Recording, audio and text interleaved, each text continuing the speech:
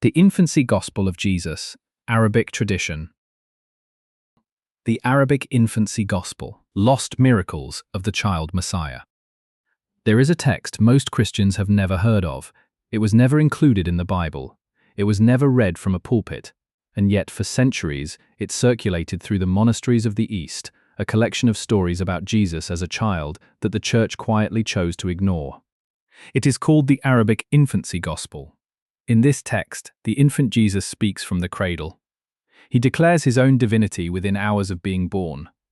As the Holy Family flees into Egypt, lions and leopards approach them on the road, and instead of attacking, they bow their heads and walk alongside the donkey. Even the dragons of the desert emerge from their caves and prostrate themselves before the child. The miracles do not stop there. A possessed girl is healed by water in which the infant has been bathed. A boy covered in leprosy is wrapped in one of Jesus' swaddling cloths, and his skin becomes clean.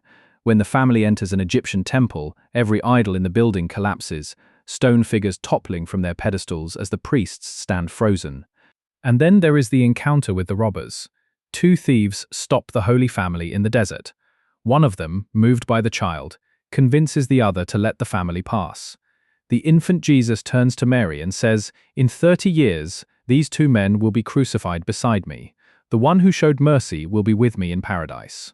The child looks at these men and already sees the shape of his own death. Scholars believe the text was compiled between the 5th and 8th centuries, drawing on older traditions from Syria and Egypt. It was excluded from the canon because its theology was too extreme.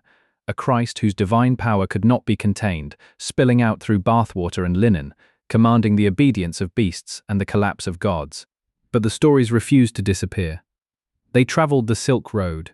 They influenced the Quran, where the infant Jesus also speaks from the cradle. They shaped Eastern Christian art for 1,000 years. Why do they endure? Perhaps because they answer a question the Gospels leave open.